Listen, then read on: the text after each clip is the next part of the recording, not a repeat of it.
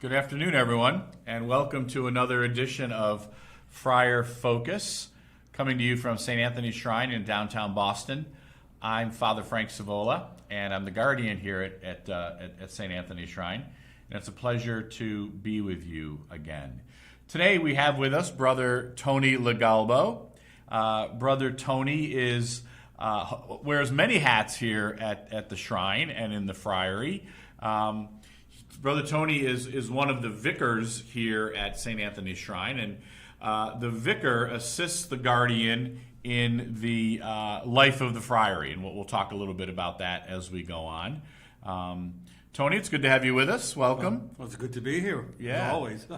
Yeah. So it's always good to meet for all of you. We think to meet other friars and to see friars. Now, those of you that come to the shrine on the weekends certainly know who Brother Tony is. As I said, he wears many hats here, and one of his hats is working in the information booth in the lobby of St. Anthony's Shrine on the weekend. Tony, tell us a little bit about that experience. Well, I've been here at the shrine 6 years now, and was shortly after my I arrived in October of 2015, and around January of 2015, Father Tom had asked me, what types of work I would like to do, and at that time we had an opening in the booth for weekends, and I said, well, I wouldn't mind doing weekends. For a good part of my life as a friar, I mean, most of the priest friars work on the weekends, but the brothers doing to the nature of their work don't. So I said, for most of my life I haven't worked weekends, so now's my chance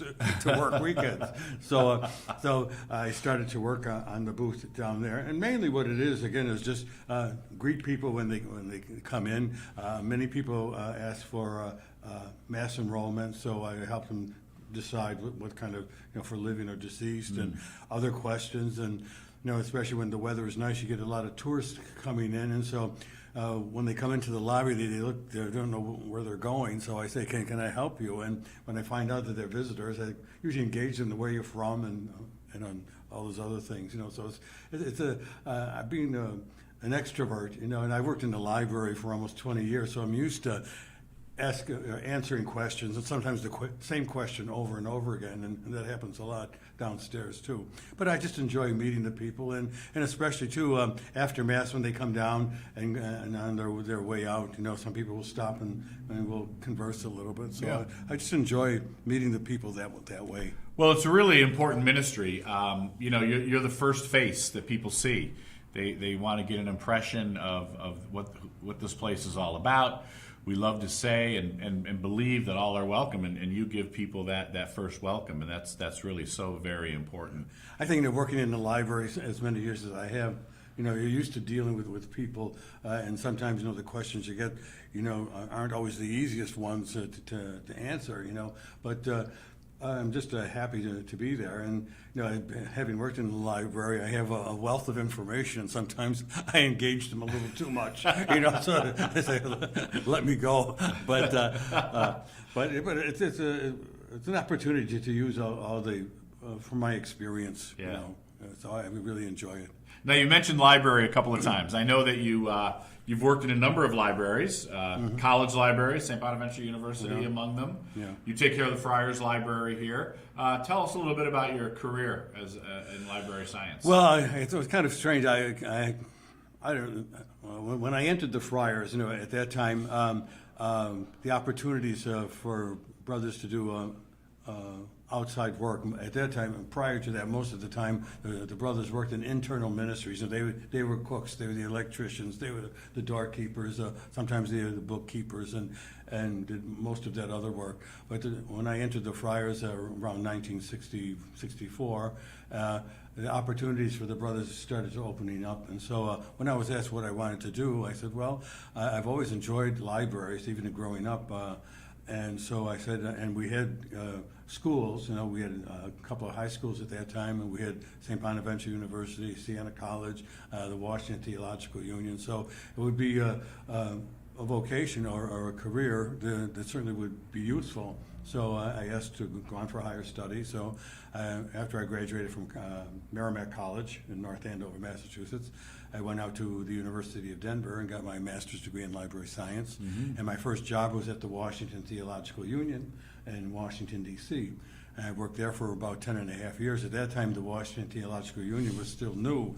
And so we had about 5 different seminaries, formed one school, though we didn't have just one physical plant. So we had 5 different libraries. And so one of the big challenges was to try to coordinate the running of the library and to see what we had. So one of the first things was to get a union catalog. That is, to try to find out what holdings do we have in similar books and things like that. And then eventually try to amalgamate so we just had one library and one unified system. We were on 5 different systems, 5 different libraries, 5 different ways of classifying books. So it was a real job for about 3 to 4 years. It took us to really get it all together. And then working there, in addition to my library responsibilities in Washington, I was also asked to be a member of the formation team working with the Friars in training in the post-novitiate formation. So it was 2 big jobs at one time. And then I was also elected vicar there, the assistant superior there for 6 years. So I had a number of hats even down there too. Of course, the way my head is now, I could use a number of hats anyway. But and then I had kind of a break in my library career. After my 10 and a half years in Washington, I volunteered for our mission in Brazil. I didn't really enter the order wanting to become a missionary, but in my own time of formation, I lived with friars who had worked in various missions, and especially the one in Brazil. And so I asked if I could go down and see what it was like. And so I was permitted to spend a week in Brazil and also a week in Lima, which was also one of our missions. And then I decided to volunteer for the mission in Brazil. And so I received permission to go there. So I was there for 3 years. I really enjoyed Brazil very much. I think one story I love to share, I didn't know Portuguese until I went down. I studied Portuguese there in Brasilia for 3 months, intensive course. And so I got to my first assignment. And of course, I'm not being ordained, but the bishop gave me permission to lead communion services because there's a shortage of priests. There were 3 priests and myself in a parish that covered, almost, I would say almost half the size of the state of Massachusetts.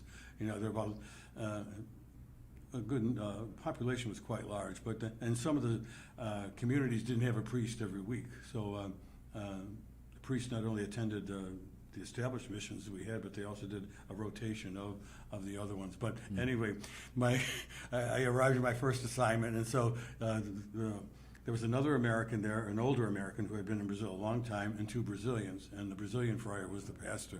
So he said, this coming Sunday, you're going to lead a communion service. And I said, okay, that's what I come down here for, But having studied Portuguese for 3 months, I wasn't, really that adept in the language just yet.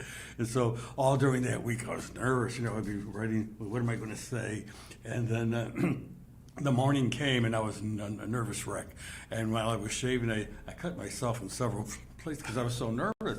And so there was a man who used to receive the friars. He would station himself in the sacristy there, and he was one of these men who had welcomed the friars to this town of Parangatu many years before. By this time, he was kind of an established person there in the church. And so, and he's one of these people who could say things to get away with it where you wouldn't be offended at all. Yeah. So when I walked into the sacristy and he saw the cuts in my face, he said, Frey, they call us the same title there, Frey. Frey, what happened to you? Did you get mugged on the way to church? And I said, no. He said, this morning, I was just, all week long, I've been practicing, and I'm just so concerned I'm going to speak Portuguese with a real thick American accent, and nobody's going to be able to understand me.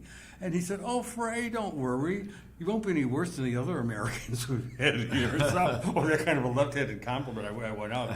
And so I got through without any major flaws. But when I finished the service, came back into the sacristy, he said, Frey, you did very well, except for one thing. Instead of cutting your face, you should cut your homily.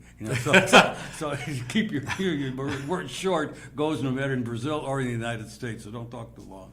But that was my experience. But I enjoyed Brazil very much, and I still have some of the Portuguese left in me. In fact, we have a Brazilian person, Friar, living in the house with us now, so it gives me a chance to kind of talk with him in the Portuguese again. But the experience of being a missionary was really good because it gave me an experience of the church in another country. It is the same church, but I mean the cultural expressions are different. And the Brazilians are very warm, and they love music, and so their liturgies are very lively. So I enjoyed it very much. I wish I could have stayed longer, but my mom's health, I did 3 years. My mom's health wasn't too good, so I came back to the States to be closer to her when she needed me. Good. Brother Tony's part of a great, rich tradition that we have in Holy Name Province of our friars going to the missions. Brazil was a huge mission for us, and other places in South America, Lima, Peru, Bolivia, and other places around the world, including Japan and for a while we were in China. Puerto Rico for a while. Yeah. That was a great gift that Holy Name Province gave to the church, and it's great to be able to talk to the missionaries like you and a couple other friars that are still around that went to the missions.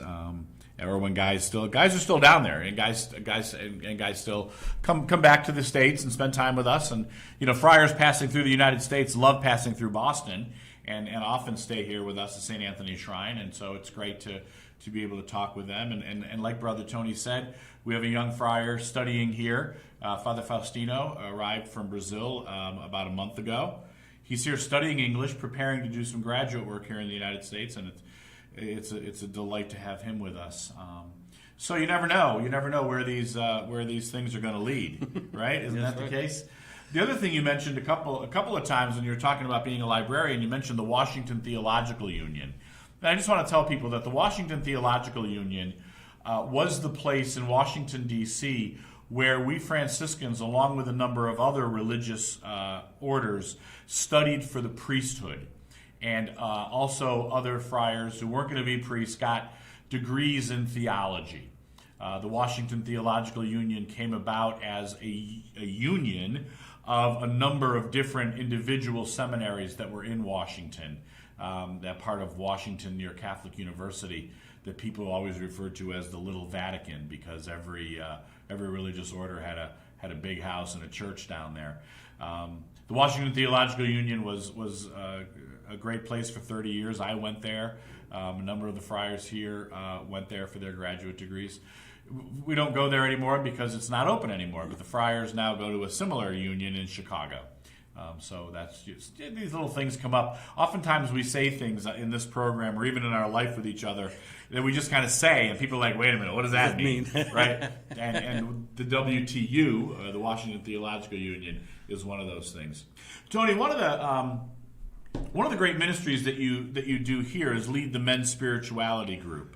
Okay. That's been going on for a while, right? Talk about that. Okay, it started before I came here. Father Jim Sawinski, maybe some of you might remember him. He started the group, and then after he died, Father Eric Carpini took it over, and then he invited me to join, and we both worked it together until he left to go down to St. Petersburg. But essentially, it's a group of men who are associated with St. Anthony's Shrine. Some are lectors, some take up the collection, or just frequently come to Mass here. And so it started as an opportunity to provide a space where men could come and kind of share their struggles and also their joys and how they try to live a Christian life in the world today. So we meet twice a month, and essentially the meeting runs about an hour and a half. And it's kind of free-floating. We don't really have that much structure, but again, it's an opportunity, a space to kind of share, what were my highs this week? What were my lows? What am I struggling with? And occasionally we'll have little course or something like that. I've done different types of spirituality, and one of the members the last meeting was given a presentation on the Mass. You know, so we can. I think it satisfies a need that some people have to find a space to talk about, you know, things that you don't normally talk about in regular society. I mean, if you go into the office and you start talking about religion, people think you're trying to make disciples of somebody, and so it's a space, you know, that we provide here at the Shrine for men to explore, you know, those areas of their life where they're experiencing some challenge, or how do I implement a Christian life, you know, in society today, you know. And so we're happy to provide that. Hopefully in the next month or so we will be putting something in the bulletin explaining what the group is, and opening up for anybody who might want to consider journeying with us. Great. And that's one of the many ministries here at St. Anthony Shrine that did not stop due to the pandemic. Isn't that right? That's right. You did everything We did it on Zoom. You Zoomed? We Zoomed, and most everybody that joined. There's about 6 of us.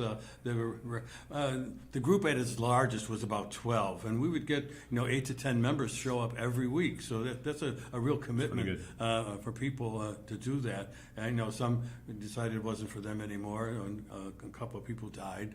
And then we went on Zoom, and I said we got about 6 people on the Zoom. With the Zoom, we met every week, but now we're kind of back meeting together in person, so it's just twice a month on the second and fourth Thursday of the month. And probably if you go on our Shrine website, you can see that ministry along with so many others that are great ministries. That's StAnthonyShrine.org if you want to check out some of our ministries. Well, Tony, thank you. Let's wrap it up by telling people a couple things that you and I have in common. Not only are we both Italian Americans, but we are both Buffalonians. That's right. Tony's a real Buffalonian. I'm a Western New Yorker. I grew up about 45 minutes south of Buffalo. But Tony's a real Buffalo guy from the old west side of Buffalo, right? Well, not so much of the south side. Oh, yeah, south side. That's right. You're a South Buffalo guy. Buffalo. And I had the Friars from our province at a high school in South Buffalo, Bishop Timon High School, and that's where I became familiar with the Friars, and they did their job so well they got me to come into the outfit right after high school. So I graduated from Timon High School in June of '64, and I entered the Friars in September of 1964. So it's a while. And like so many Friars, we have a lot of Friars in our province from Buffalo and from Western New York, and we're all very loyal. You still get back there. Your family still lives in Buffalo. Your sister and brother-in-law are in Buffalo. Yeah, most of my relatives are. Yeah. And a lot of I get back there. We are still big Buffalo Bills fans. We rooted for the Bills the whole way. So that's great. Tony, thank you so much for being with us today. And it's great to be here. Yeah, it's terrific. This is a great way for people to learn a lot about the Friars and meet the Friars. So before we go, I just want to remind you that our YouTube channel is Shrine Boston. Shrine Boston. Click subscribe. And by subscribing, you'll always know what's going on and when we're going to be on and what else we might have going on. So Shrine Boston on YouTube. Just click subscribe, and you'll always be with us as we gather together once a week.